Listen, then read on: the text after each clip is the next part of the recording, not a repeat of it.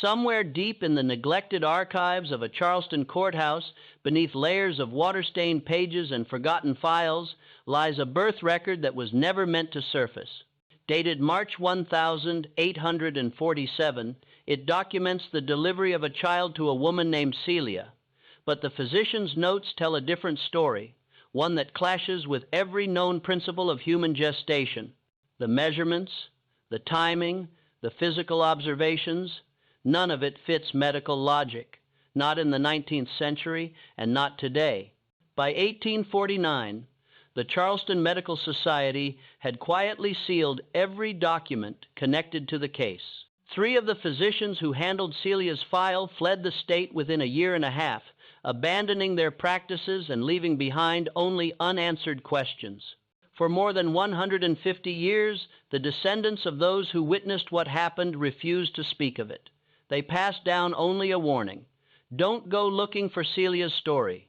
Tonight, we're opening the file they tried to bury, not to chase the supernatural, but to confront a reality so unsettling that those who knew the truth chose silence instead of explanation.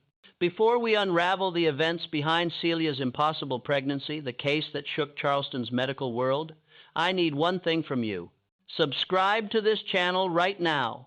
Stories like this, the ones history tried its hardest to erase, won't reach you any other way. And don't forget to leave a comment below. What state or city are you listening from? I want to know how far these forgotten American mysteries reach. What made Celia's case so profoundly unsettling wasn't what people claimed to see, but what the medical professionals documented in writing.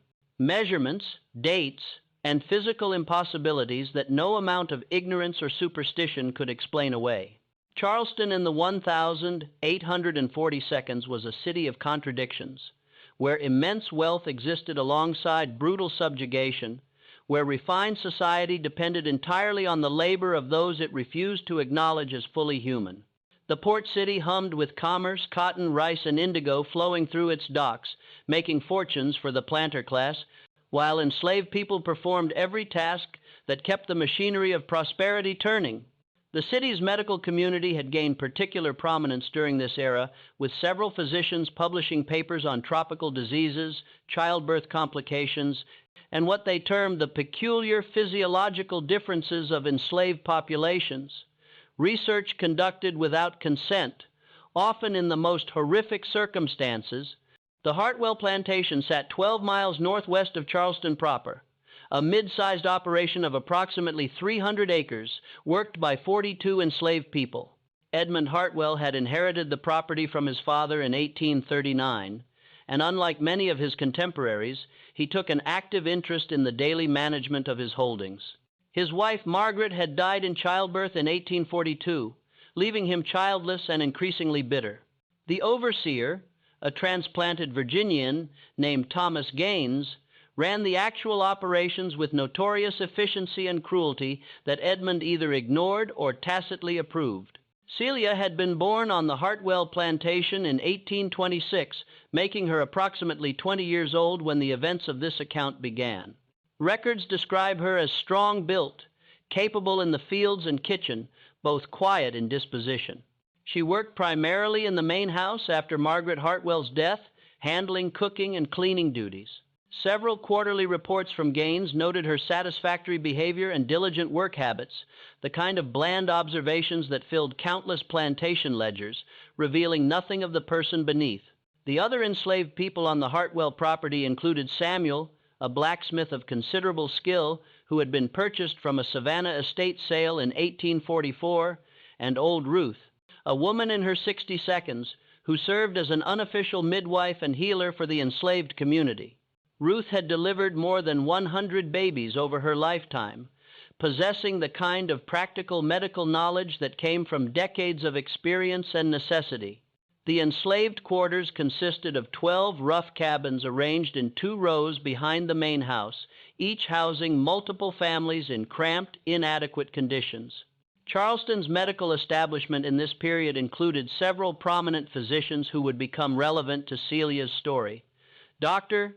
William Saunders had practiced in the city for 15 years, primarily serving wealthy white families, but occasionally called to attend to enslaved people when their value as property warranted medical intervention. Dr. James Pritchard, younger and more ambitious, had recently arrived from Philadelphia with newfangled ideas about obstetrics and had published 2 papers on maternal health. Dr. Henry Strickland, the eldest of the 3, had practiced medicine for nearly 40 years and was known for his meticulous record-keeping and scientific approach. The winter of 1846 proceeded normally on the Hartwell plantation. The cotton had been picked and processed, the fields prepared for the next planting season, the endless cycle of labor continuing without pause. Celia performed her duties in the main house, largely invisible to Edmund Hartwell except when he required something. The other enslaved people noted nothing unusual about her behavior or appearance during these months. Old Ruth would later testify that Celia had shown no signs of illness or physical change throughout the entire winter. It wasn't until March of 1847 that circumstances would transform Celia from an anonymous enslaved woman into the subject of medical documentation so disturbing that it would haunt Charleston's physicians for years to come. On the morning of March 18th, 1847, Celia collapsed while carrying firewood into the main house. Edmund Hartwell, annoyed by the disruption to his breakfast routine, sent for old Ruth to deal with the situation. Ruth arrived to find Celia conscious but in obvious distress, her abdomen rigid and distended, her breathing shallow. What Ruth discovered during her examination caused her to do something she had never done before. She refused to treat the patient and insisted that Edmund send for a white physician immediately. "I ain't touching this," Ruth reportedly told the other enslaved women who had gathered. "This ain't natural. This ain't right. Mr. Hartwell need to get a real doctor." Edmund, irritated by what he perceived as Ruth's superstition, but concerned about the potential loss of property, sent a rider to Charleston to fetch Dr. Saunders. The physician arrived late that afternoon, expecting to find a simple case of digestive distress or perhaps a miscarriage. What he encountered instead would challenge everything he thought he understood about human biology. Dr. Saunders' initial examination notes, preserved in the Charleston Medical Society archives, make for disturbing reading. He documented that Celia's abdomen was grossly distended, firm to palpation, with movement clearly visible beneath the abdominal wall. This suggested advanced pregnancy, except that Celia, according to every witness, including Edmund Hartwell himself, had shown absolutely no signs of pregnancy until that very morning. No morning sickness, no enlargement of the breasts, no changes in appetite or behavior, no gradual expansion of the belly that would accompany normal gestation. The patient presented no observable signs of gravidity at any point prior to this date, Dr. Saunders wrote. Yet examination reveals clear evidence of advanced pregnancy, estimated at 7 to 8 months by abdominal measurements. This is medically impossible. A pregnancy cannot progress to such advanced stage without visible signs. Either the patient has been concealing her condition through methods unknown to medical science, or we are witnessing a phenomenon entirely outside my experience, Doctor. Saunders performed additional examinations, bringing in Dr. Pritchard for a second opinion. Both physicians documented the same impossibility. Celia appeared to be in the late stages of pregnancy, yet she had shown no symptoms whatsoever until that morning. The fetal heartbeat was strong and clearly audible through a stethoscope. The movement within her abdomen was vigorous and frequent. By every medical standard, she was carrying a healthy, nearly full-term child, one that had somehow developed without any of the normal indicators. Edmund Hartwell, practical in matters of property, asked the obvious question, when did this happen? Who is responsible? The question revealed an even deeper mystery. Celia, when questioned, insisted she had been with no man. Old Ruth confirmed this, stating that she would have known if any of the enslaved men had been involved with Celia. Such things rarely remained secret in the close quarters of plantation life. Thomas Gaines, the overseer, denied any involvement and suggested that Celia was lying. Edmund Hartwell himself had taken no interest in Celia in that manner, and his household staff confirmed his general avoidance of the enslaved women since his wife's death. "She says she ain't been with nobody," old Ruth told Dr. Saunders, "and I believe her. Something else going on here. Doctor, you're..." Pritchard attempted to question Celia about when she might have conceived, walking her through the timeline. By his calculations, if she was indeed 7 to 8 months pregnant, conception would have occurred in late July or early August of 1846. Celia maintained that she had been with no one during that time or any time since. The plantation records showed no visitors during that period, no traveling salesmen or itinerant workers who might have had access to the quarters. Over the next 3 days, Celia's condition progressed rapidly. Her belly continued to expand at a rate that alarmed both physicians. Dr. Saunders's notes from March 21st record: "Patient's abdomen has increased in circumference by 4 inches since initial examination 3 days prior. This rate of growth is unprecedented. The fetus remains active, heartbeat strong. Patient experiencing significant discomfort but no labor contractions. Unable to explain observed phenomena through any known medical framework." Dr. Strickland joined the other physicians on March 22nd, and his presence lent additional credibility to the documentation. A man of science who trusted only what he could measure and observe, Strickland performed his own independent examination. His conclusions matched those of his colleagues. Celia was unquestionably pregnant with a healthy fetus. Yet the timeline and progression defied rational explanation. "I have attended more than 1,000 births in my career," Dr. Strickland wrote in his personal journal. "I have never witnessed anything approaching this case. Either this woman has deceived us all through methods I cannot fathom, or we are observing a biological impossibility. I am inclined toward the latter, though I cannot explain what mechanism might account for such rapid development." The physicians discussed removing Celia to Charleston for more intensive observation, but Edmund Hartwell refused, stating he would not have his property paraded through the city streets. The doctors agreed to remain at the plantation, documenting the case with scientific rigor while waiting for labor to begin naturally. On the evening of March 23rd, Celia went into labor. What followed would cement this case in Charleston's medical history as something that should never have happened, and that no one who witnessed it could ever fully explain. The labor lasted 14 hours, beginning just after sunset and continuing through the night into the following morning. Dr. Saunders, Dr. Pritchard, and Dr. Strickland all attended, with old Ruth present to provide practical assistance. The physicians documented every stage of the process with unusual thoroughness, perhaps sensing they were witnessing something that would require extensive evidence to be believed. Dr. Pritchard's delivery notes describe a birth that proceeded normally in every respect save one: the size of the infant as of the war.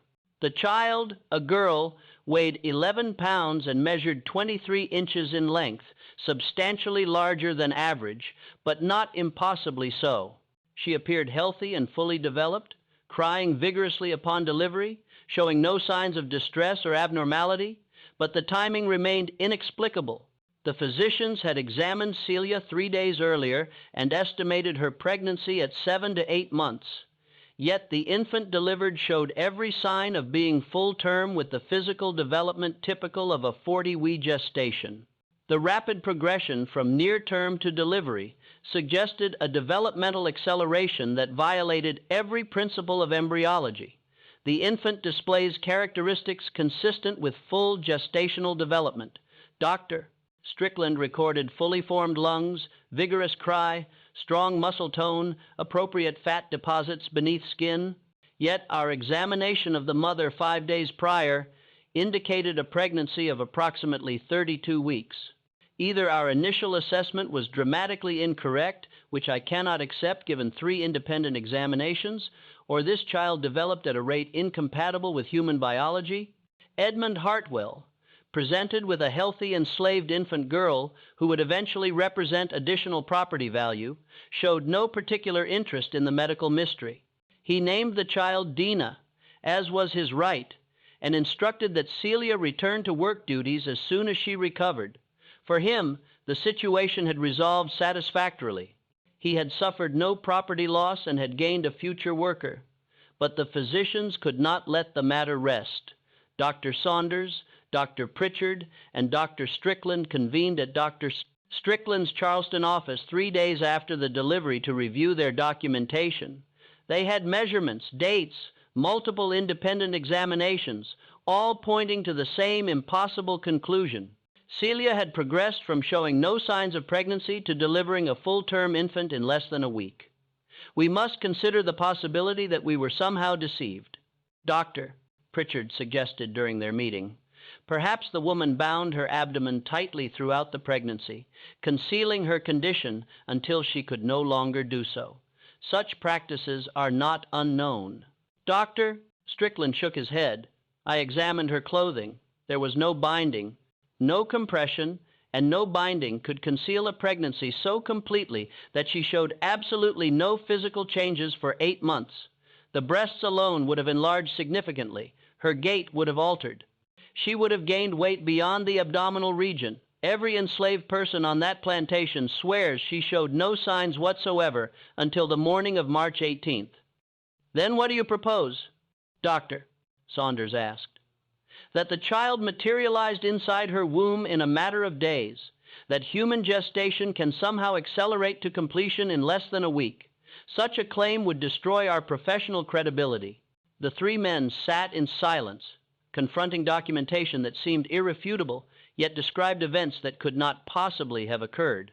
They had witnessed something that challenged the foundations of medical science, yet they could not publish their findings without inviting ridicule and professional destruction. Dr. Strickland made a proposal. We submit a sealed report to the Charleston Medical Society documenting our observations without drawing conclusions. We present the facts as we recorded them, the dates, the measurements, the multiple examinations. We acknowledge the impossibility of what we observed while maintaining that our documentation is accurate. Future medical men with greater knowledge than we possess may be able to explain what we cannot. The other physicians agreed to this compromise. On April 3rd, 1847, they submitted their joint report to the Charleston Medical Society, accompanied by all their examination notes, measurements, and observations. The Society's response came 2 weeks later. The report would be accepted and sealed, but not published or distributed. The case of Celia's impossible pregnancy would be preserved for posterity, but hidden from public scrutiny. The board finds the documentation compelling, but the implications too extraordinary for public dissemination. The Society's letter stated, such a case, if widely known, would invite sensationalism and undermine public confidence in medical science. The report will be preserved in our archives for potential future study. The physicians accepted this decision, though not without reservation. Dr. Pritchard, in a letter to a colleague in Philadelphia, wrote, we have witnessed something that defies explanation, yet we are bound to silence by professional necessity. I cannot say whether we observed a miracle, a deception beyond human capability, or a natural phenomenon so rare and unusual that science has yet to account for it. I know only that I saw what I saw, and it should not have been possible for the enslaved community at the Hartwell plantation. Celia's mysterious pregnancy became a subject of whispered speculation. Some viewed it as a blessing, others as something darker. Old Ruth, who had refused to attend Celia during her initial collapse, maintained her distance even after the successful delivery. That child ain't right, Ruth told the other enslaved women. Don't matter that she look healthy. Something wrong with how she came to be. Celia herself recovered physically from the delivery within a few weeks, but those who knew her noticed changes in her demeanor. Where she had previously been quiet and unremarkable, she now seemed withdrawn and fearful. She refused to discuss the circumstances of her pregnancy with anyone, simply insisting she had been with no man and knew nothing more than that. Edmund Hartwell, true to his word, put Celia back to work in the main house. The infant Dinina was left in the care of other enslaved women during the day, as was standard practice. For several months, the situation appeared to stabilize into a new normal, a mystery that had been witnessed, documented, and then deliberately buried. But Celia's story was far from over.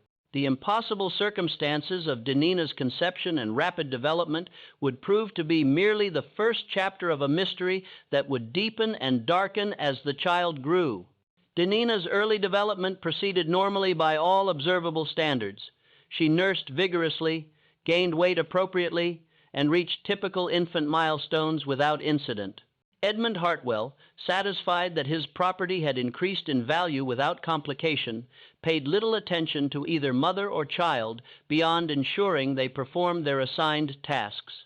But old Ruth, whose decades of experience had taught her to recognize signs others might miss, began documenting troubling observations about the child. Ruth couldn't read or write, but she had an exceptional memory, and she shared her concerns with Samuel, the blacksmith, who could write and secretly kept a journal hidden in his workshop.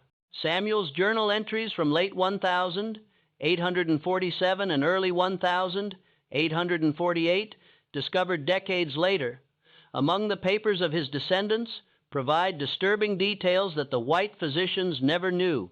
According to these entries, Denina demonstrated physical and cognitive development significantly ahead of normal patterns. At 6 months, she could sit unsupported and was attempting to pull herself to standing. Milestones typically reached several months later. At 8 months, she spoke her first words, not the babbling approximations of infant speech, but clear, recognizable words. "Ruth, say the child ain't natural," Samuel wrote in October 1847. "Say she growing too fast, learning too quick. Say it remind her of something, but she won't say what. Other women scared of the baby won't hardly look at her. Celia, don't say nothing. Just keep her head down and do her work." The accelerated development, while unusual, might have been dismissed as exceptional but not impossible. Some children simply develop faster than others, but other observations recorded in Samuel's journal suggested something more profoundly wrong. The child don't cry like other babies. Samuel wrote in December 1847, "Ruth say she never heard a baby cry like that. Say it sound wrong, like something trying to sound like a baby but not quite right. Women say they hear the child making sounds at night, sounds no baby should make." In February 1848, when Denina was approximately 11 months old, an incident occurred that crystallized the enslaved community's fear into something approaching terror. One of the younger enslaved women, a 5-year-old named Grace, was tasked with watching Dinah, while Celia worked in the main house. Grace later reported to old Ruth that she had seen Denina, who should barely have been walking, moving across the cabin floor with unnatural coordination, and that when the child had looked directly at her, Grace had felt such profound wrongness that she had screamed and run from the cabin. "That child looked at me, and I seen something in her eyes," Grace told Ruth, according to Samuel's journal. "Something that know things, something that understand things no baby should understand. I ain't going near that child again." Thomas Gaines, the overseer, noticed the enslaved workers' reluctance to interact with Dinah and attributed it to ignorance and superstition. He reported to Edmund Hartwell that the Negroes have taken some foolish notion about Celia's child, but that it wasn't interfering with work productivity. Edmund, concerned only with maintaining order and output, instructed Gaines to beat the superstition out of them if necessary, but otherwise ignore the matter. Celia herself had become increasingly isolated within the enslaved community. The other women, who had previously included her in their conversations and shared tasks, now avoided her when possible. Celia seemed to understand their fear and made no effort to combat it. She cared for Denina with mechanical efficiency, fulfilling the basic requirements of motherhood without the warmth and engagement typically seen between mother and child. "Celia treat that baby like she's scared of it too," Samuel recorded in March 1848.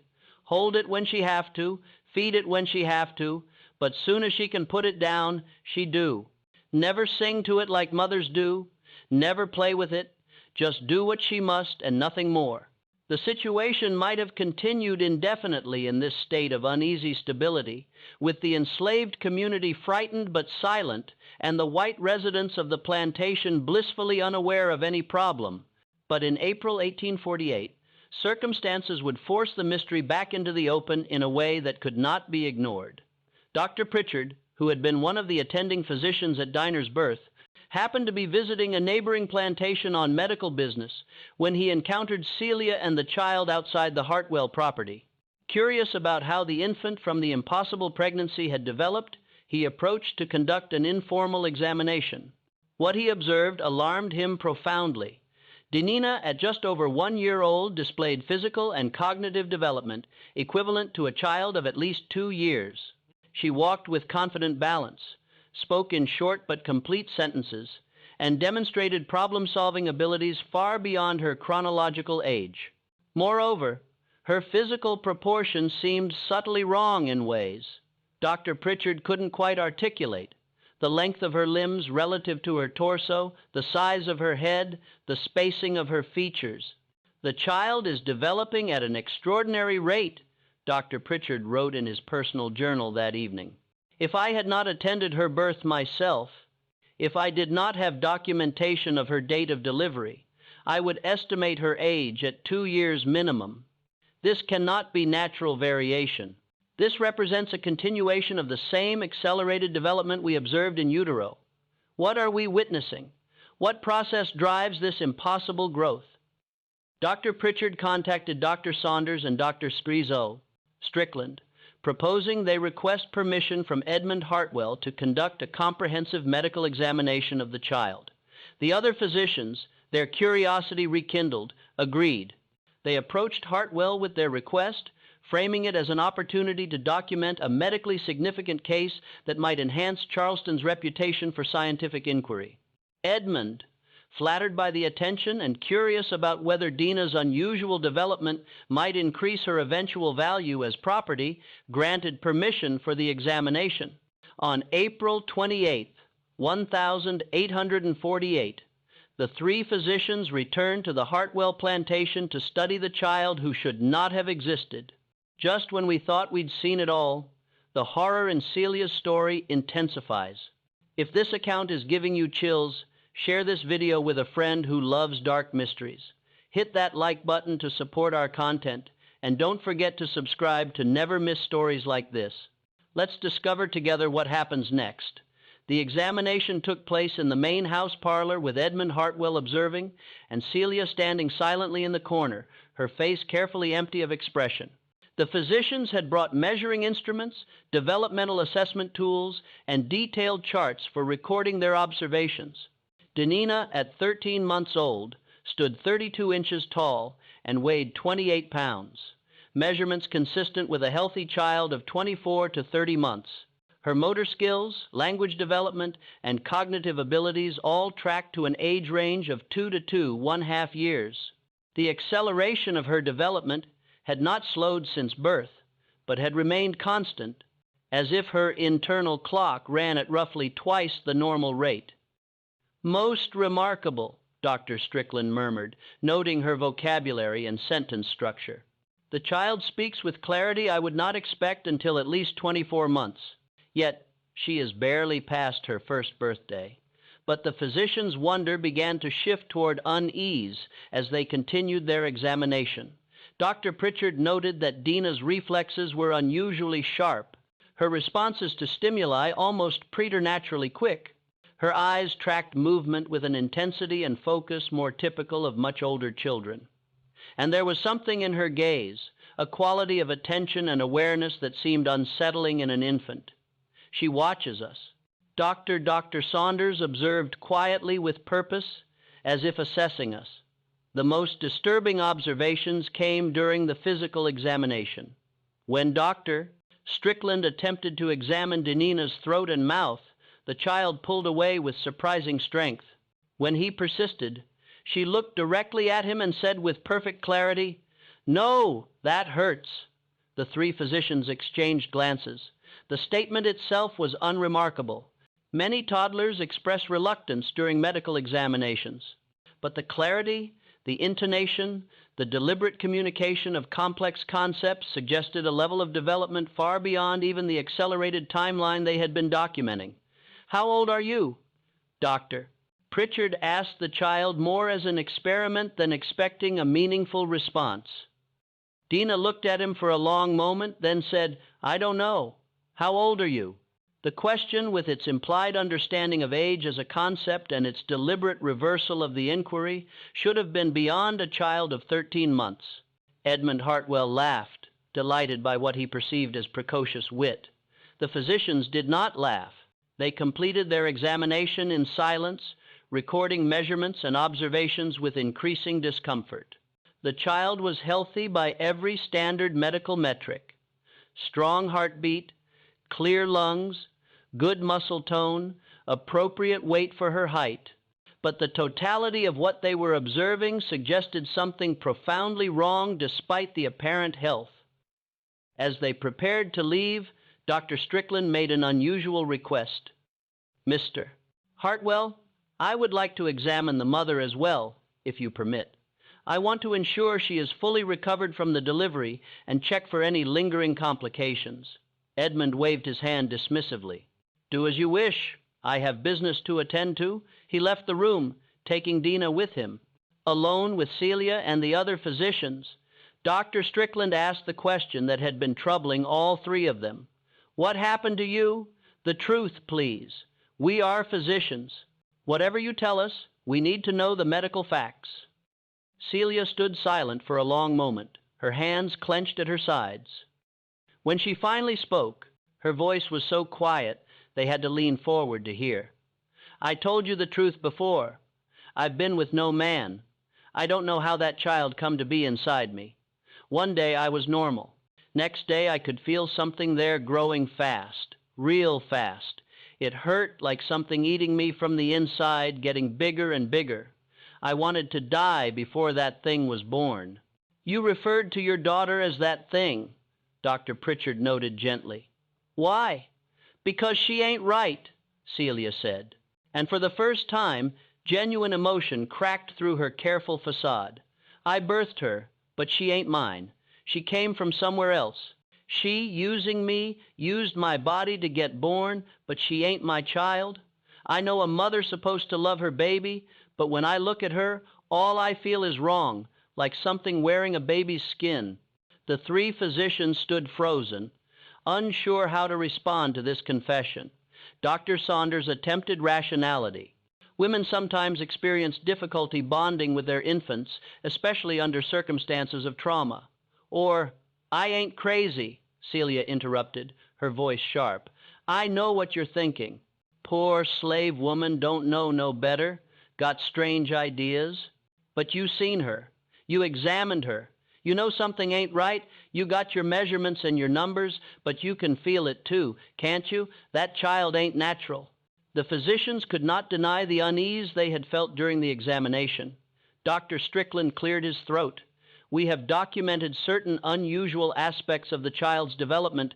Her growth rate is unprecedented. But unusual is not the same as what I'm telling you," Celia said. And now there was fear in her voice, raw and undisguised. "Is that child know things? She understand things no baby should understand. And she getting stronger. She keep growing at this rate. Keep getting smarter this fast. What's she going to be in another year, in 2 years? Something that can pass for a child, but ain't one?" Before any of the physicians could respond, the parlor door opened and Edmund Hartwell returned with Denina toddling beside him.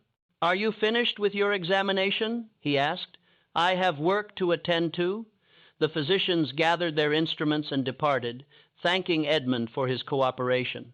As they rode back toward Charleston, none of them spoke until they were well clear of the plantation. "That woman is terrified of her own child," Dr. Pritchard said finally. "And after that examination, I cannot say her fear is entirely irrational." "We are men of science, Doctor," Strickland replied, though his voice lacked conviction.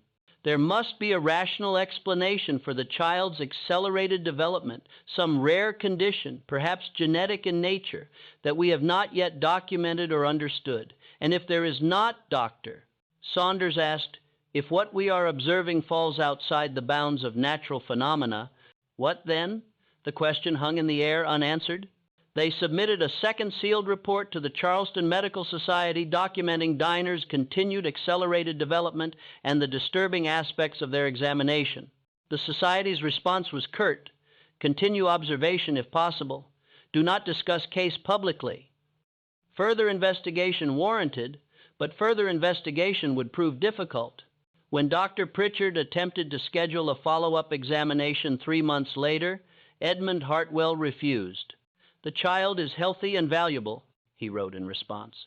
"I see no need for continued medical intrusion. You have your documentation. Be satisfied with that." The physicians had no legal recourse to force the issue. Denina and Celia were property, and Edmund had every right to deny access. Frustrated but powerless, they could only wonder about the child's continued development from afar. Samuel's journal entries from this period reveal that conditions at the Hartwell plantation were deteriorating. The enslaved community's fear of Denina had intensified rather than diminished as she grew. As several workers requested reassignment to field duties, specifically to avoid contact with Celia and the child, Thomas Gaines, irritated by what he viewed as irrational superstition, responded with increased brutality, using the whip more frequently to enforce compliance. "People scared," Samuel wrote in July 1848, "not just of the child, but of what might happen because of the child, feel like something bad coming. Something we can't see yet, but we know it's there. Like a storm building. Ruth say, 'The child going to bring death to this place.' Say she's seen it before. Long time ago when she was young. Won't tell what she mean by that." In August 1848, Dina turned 17 months old. According to Samuel's observations, she now displayed development equivalent to a 3-year-old child. She spoke in complex sentences, understood abstract concepts, and exhibited problem-solving abilities that left the enslaved workers simultaneously amazed and disturbed. She had also begun exhibiting behaviors that suggested an understanding of the plantation's social hierarchy and her place within it, an awareness that seemed impossible for a child of her age. "The child knows she property," Samuel recorded. "Know what that mean? Watch Mr. Hartwell like she's studying him. Watch Gaines, too. Don't act like a child. Not really. Act like something pretending to be a child, learning how to be human." On September 3rd, 1848, something happened that would transform the situation from mysterious to actively dangerous. Thomas Gaines, drunk and angry after a dispute with Edmund Hartwell over plantation accounts, encountered Celia in the main house kitchen. What transpired is documented only through Celia's later testimony and the observations of other enslaved workers who heard the commotion. Gaines, in his intoxicated state, made advances toward Celia that she rejected. Enraged by her refusal and emboldened by alcohol, he struck her across the face hard enough to knock her to the floor. Denina, who had been in the corner of the kitchen, witnessed the assault. What happened next, according to multiple witnesses, should have been impossible for a child of 17 months. Denina walked deliberately to where Gaines stood over her mother and said in a voice clear and cold, "You should not have done that." Gaines, startled by the child's intervention, laughed. "What are you going to do about it, little Piccaninny?" Denina looked up at him, and several witnesses later reported that something in her eyes changed, a quality they could not adequately describe, but that filled them with primal fear. She did not speak again, did not move, simply stared at the overseer with an intensity that was profoundly wrong in a child. Gaines, unnerved despite his drunkenness, backed away from the child and left the kitchen. But the encounter would have consequences neither he nor anyone else could have anticipated. The next morning, Thomas Gaines was found in his cabin dead. The circumstances of his death would raise questions that neither medical examination nor investigation could satisfactorily answer, and would finally reveal just how dangerous Celia's impossible child had become. Dr. Saunders was summoned to the Hartwell plantation at dawn on September 4th, 1848, to examine the body of Thomas Gaines. Edmund Hartwell, shaken by the sudden death of his overseer, wanted an official medical opinion for the record. What Dr. Saunders found defied easy explanation. Thomas Gaines lay in his bed, eyes open, mouth agape in what appeared to be an expression of terror. There were no visible wounds, no signs of violence, no indication of struggle. The cabin showed no evidence of intrusion or disturbance. By all appearances, The man had simply died in his sleep, except for the expression on his face and certain disturbing physical findings. Dr. Saunders's examination notes describe extreme rigor mortis, far beyond what would be expected given the limited time since death. Subject's muscles contracted to a degree I have not observed in 30 years of practice. Facial musculature fixed in expression suggesting extreme fear or pain. No visible cause of death determined. No wounds, no bruising, no signs of poisoning. Heart appears normal upon external examination. Lungs shown no fluid accumulation. Cannot determine cause of death without internal examination. Edmund Hartwell, disturbed but pragmatic, approved an autopsy. Dr. Saunders performed the procedure in the plantation's tool shed, with Samuel assisting as directed. What the physician discovered during the internal examination troubled him deeply. Subject's heart shows no disease, Dr. Saunders documented. However, organ appears to have ceased function suddenly and completely, as if all electrical impulses stopped simultaneously. This is not consistent with any pathology. I recognize no blockages in coronary vessels, no structural abnormalities. The heart simply stopped. Edmund Hartwell accepted, Dr. Saunders's verdict of death by natural causes, sudden cessation of heart function, cause unknown. Thomas Gaines was buried in the plantation cemetery, and Edmund began the process of hiring a new overseer. For him, the matter was closed, but the enslaved community knew better. They had heard about the confrontation in the kitchen. They had seen Denina's unnatural stillness, heard her cold voice, and now the man who had struck Celia was dead. His heart stopped for no apparent reason, his face frozen in terror. "That child killed him," old Ruth told the other enslaved workers, no longer bothering to hide her conclusions. "Don't know how, don't understand it, but that child killed that man. Soon as he hit Celia, he was dead, just didn't know it yet." The fear that had been building among the enslaved population crystallized into certainty. They avoided Denina and Celia completely now, refusing to work in the same areas, finding excuses to stay as far away as possible. Celia herself seemed to retreat even further into herself, moving through her days like a ghost, caring for her daughter with mechanical efficiency, while radiating a hopelessness that frightened those who saw it. Samuel's journal entries from this period reveal the depth of the community's fear. Nobody will say it out loud where white folks can hear, but we all know that child ain't natural. That child can kill. Ruth say things like this don't live long, that nature finds a way to correct what shouldn't be. But what if she wrong? What if that thing keep growing, keep getting stronger? What it going to be when it looked like a woman but got the power to kill with just a look? Edmund Hartwell remained oblivious to the enslaved workers' fears. Attributing their avoidance of Celia and Dinah to the same superstition he had always dismissed, he hired a new overseer, a North Carolinian named William Fletcher, and instructed him to maintain discipline and productivity. Fletcher, practical and brutal in equal measure, used the whip freely to ensure compliance. 2 months after Gaines's death, in early November 1848, Dr. Pritchard happened to encounter Edmund Hartwell at a Charleston social gathering. Inquiring politely about the child from the medical case, Dr. Pritchard was surprised to hear that Denina was thriving and growing rapidly. Concerned about the child's continued accelerated development and curious about any potential complications, he requested permission to conduct another examination. Edmund, still grieving the loss of Margaret and childless, had developed an almost proprietary pride in Dinah's unusual nature. "Remarkable child," he told Dr. Pritchard. "Sharp as any white child I've seen. Nearly 2 years old, but speaks like a 4-year-old. Fetch her good price in a few years as a lady's maid or house servant. Yes, you may examine her. Come by next week." Dr. Pritchard, Dr. Saunders, and Dr. Strickland arrived at the Hartwell plantation on November 12th, 1848.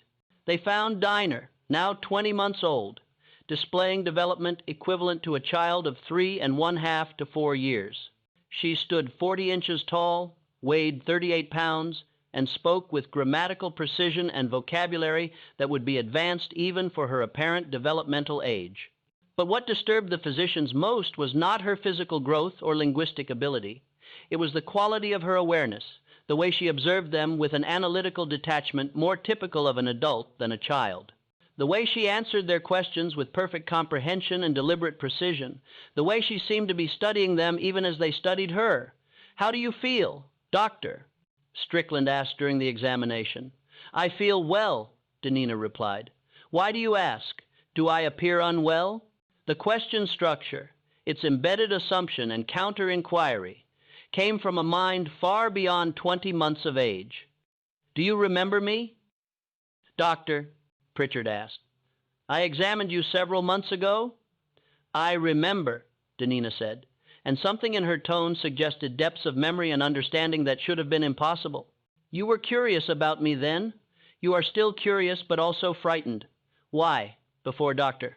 Pritchard could formulate a response, Dina continued, "people are often frightened of things they do not understand. Are you frightened because you do not understand me, or because you are beginning to understand and the understanding frightens you?" The three physicians stood silent, unnerved by the child's perceptiveness. Dr. Saunders cleared his throat. "You are very intelligent for your age." "Yes," Dina agreed simply. "I am." There was no pride in the statement, no childish boasting, simply acknowledgement of fact. They completed their examination with growing unease. Every measurement, every assessment confirmed the same impossible reality. This child was developing at roughly twice the normal human rate with no sign of the acceleration slowing. At her current trajectory, she would reach the physical development of a 6-year-old by her 3rd birthday, an 8-year-old by her 4th. But more disturbing than the physical acceleration was the cognitive development. Dina's intelligence, her awareness, her capacity for abstract thought and complex reasoning all suggested a mind developing even faster than her body. What would such a mind be capable of as she matured? What would she become? Dr. Strickland took Edmund Hartwell aside after the examination. "Mr. Hartwell, I must speak candidly. This child's development is beyond anything documented in medical literature. Her cognitive abilities are advancing at a rate that concerns me deeply. I would recommend what?" Edmund interrupted. "That I be concerned about an exceptionally intelligent slave child. Doctor, you perplex me. The child is healthy, growing well, and remarkably intelligent. These are assets, not problems. She will be extraordinarily valuable as she matures. Sir, I question whether you fully appreciate."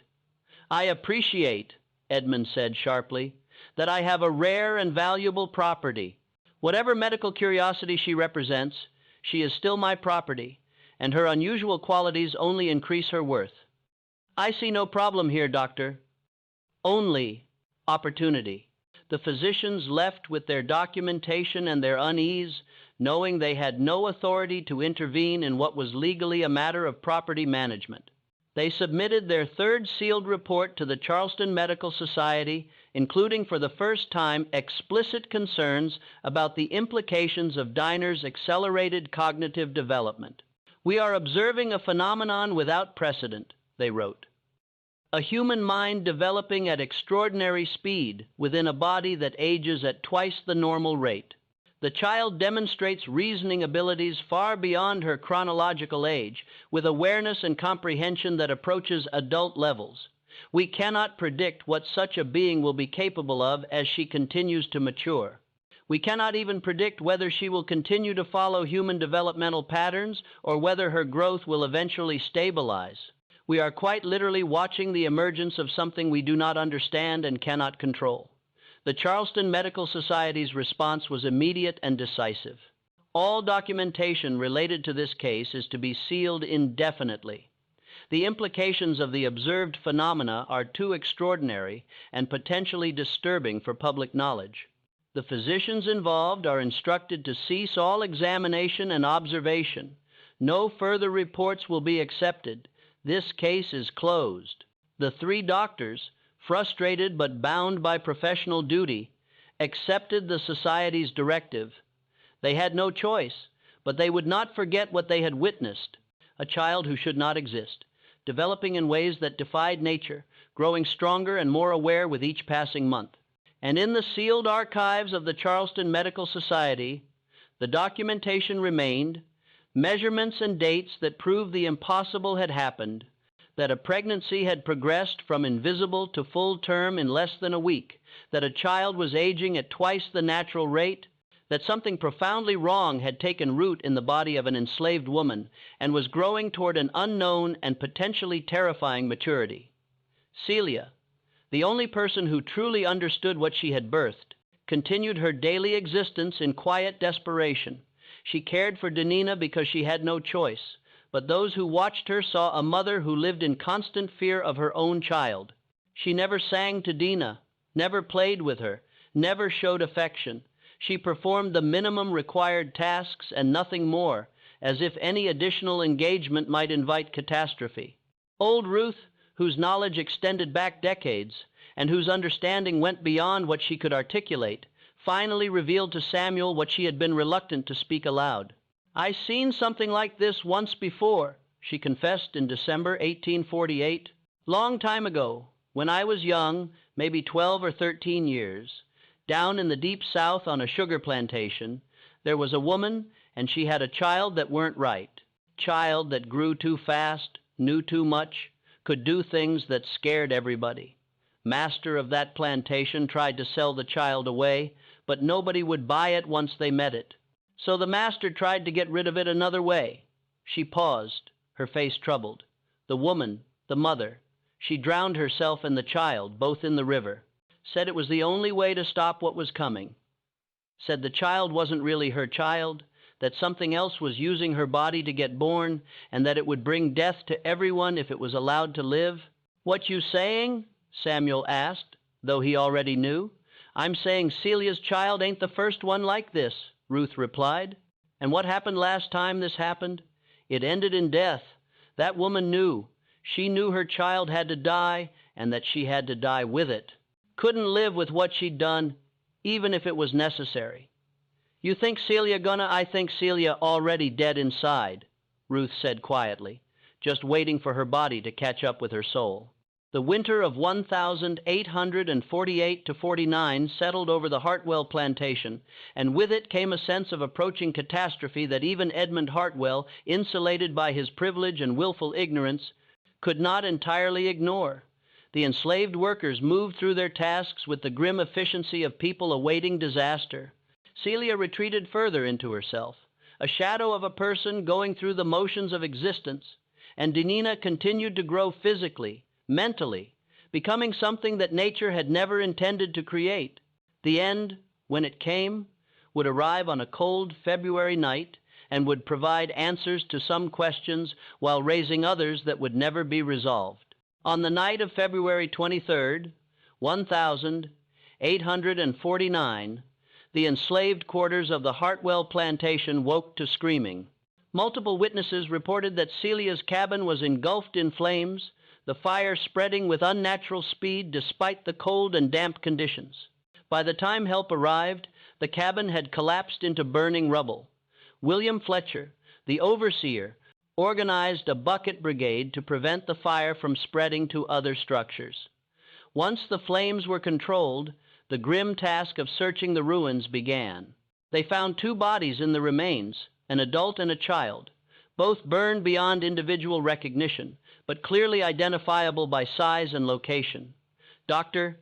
Saunders was summoned at dawn to examine the remains and provide an official medical opinion. His report, filed with local authorities and later sealed with his other documentation of the case, describes finding 2 sets of human remains consistent with an adult female and a child of approximately 2 to 3 years of age. Both bodies exhibited extreme thermal damage. However, certain findings suggest the fire may not have been accidental.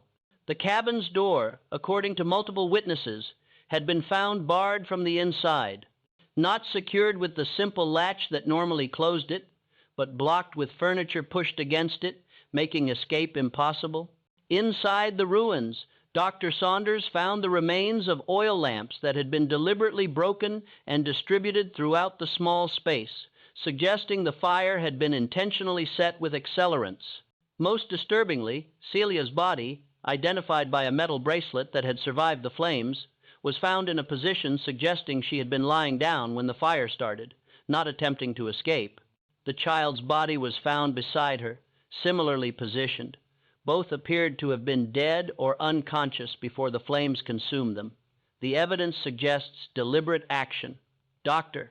Saunders wrote carefully in his report. The mother appears to have barricaded the door, distributed accelerants, and initiated a fire that would ensure complete consumption of herself and her child. Whether the child was alive or dead when the fire started cannot be determined from the remains. However, the positioning suggests the child was not attempting escape, which is inconsistent with normal behavior. Edmund Hartwell, confronted with the loss of valuable property, demanded an investigation into whether any of the other enslaved workers had been complicit in the deaths. Fletcher conducted brutal interrogations using the whip freely, but no evidence of conspiracy emerged. The enslaved community maintained that they had been sleeping when the fire started and knew nothing beyond the screaming that woke them. Samuel's journal entry from February 24th, 1849, tells a different story, one he could never have shared with white authorities. Ruth says Celia did what had to be done. Say she couldn't live knowing what her child was, couldn't stand watching it get stronger and smarter, knowing it would eventually bring death to all of us. Say Celia gave her own life and her child's life to save the rest of us. Ruth say Celia was brave, that it'd take a special kind of strength to do what she did. I don't know if that's true. I just know they both gone now, and the fear that been hanging over this place for 2 years finally lifted like a dark cloud, moved away, and we can breathe again. Old Ruth, questioned by Fletcher about whether she had known Celia planned to set the fire, maintained her silence at first. When threatened with the whip, she finally spoke, carefully crafting her words to reveal nothing that could be proven while still conveying what she knew. Celia was troubled in her mind, had been troubled since that child was born. Woman who carry a burden like that, she don't think straight. She see things that ain't there, fear things that can't be real. Maybe she got confused in the night, knocked over an oil lamp in her confusion, that what probably happened, just a confused woman and a terrible accident. Fletcher, satisfied with this explanation that matched the evidence while avoiding implications of deliberate action, recorded the incident as accidental death caused by mental instability and negligent handling of fire. Edmund Hartwell, having no legal recourse against a dead woman, accepted the verdict and moved on. He had lost property, yes, but not enough to justify dwelling on the matter. The 3 physicians, Saunders, Pritchard, and Strickland, learned of the deaths through newspaper reports. They met privately to discuss the case's conclusion, each man struggling with his own interpretation of what they had witnessed and documented over the preceding 2 years. Perhaps it is for the best, Doctor, Pritchard said quietly. We were observing something that should not have been. Now it is ended. Is it ended? Dr. Strickland asked. Or have we simply seen one instance of a phenomenon that may occur again? We documented an impossible pregnancy and an accelerated development that defied all natural law. If it happened once, can it happen again? Dr. Saunders shook his head. We will never know. Our documentation is sealed. Our observations dismissed as too extraordinary for credibility. The Charleston Medical Society has made clear they want this case forgotten, and perhaps they are right. Perhaps some knowledge is too dangerous to pursue. In March 1849, all 3 physicians began making plans to leave Charleston. Dr.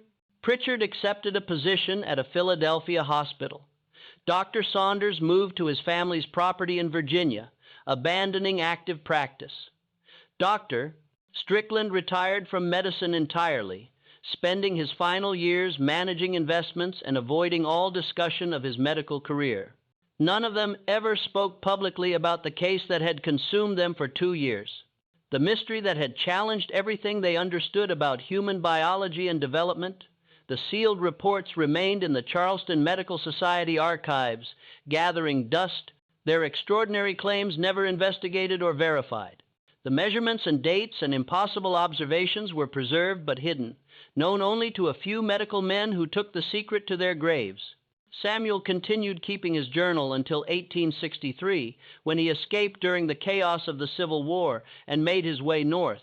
His writings, discovered decades later, provide the only account of the case from the perspective of those who lived closest to it, the enslaved people who witnessed the fear and the mystery and the tragedy that Edmund Hartwell never fully understood. The Hartwell plantation operated for another 15 years until Edmund's death in 1864, just before Sherman's march brought destruction to much of the South. The property was eventually sold, subdivided, and developed. The site of Celia's cabin, the place where a mother killed herself and her child to prevent something she believed was evil, is now unmarked, forgotten, its exact location lost to time and urban development. But the documentation remains, sealed in archives, telling a story that medical science could not explain then and has never satisfactorily explained since. A pregnancy that progressed from invisible to full term in less than a week. A child who aged at twice the natural rate with a mind that developed even faster than her body.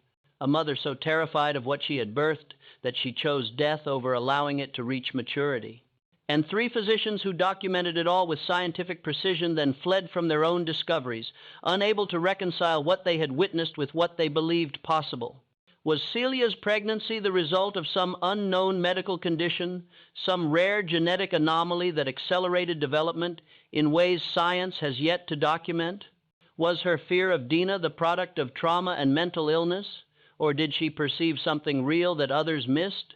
Was Thomas Gaines's death truly natural despite its suspicious timing and disturbing circumstances? Did Celia deliberately murder her child and herself? Or was the fire truly an accident? As the official record states, the answers died with Celia in that February fire, and perhaps that is as it should be. Some mysteries resist resolution, not because the truth is impossible to find, but because the truth would be impossible to accept.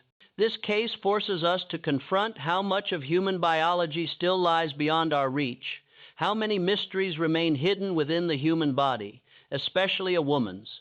It challenges the limits of medical certainty and exposes the danger of assuming we understand every outcome nature is capable of creating. Celia's story is a reminder that not everything can be neatly explained, that some events exist in that uneasy space between the natural and the seemingly impossible. So what do you make of it? Do you believe the truth was ever fully uncovered?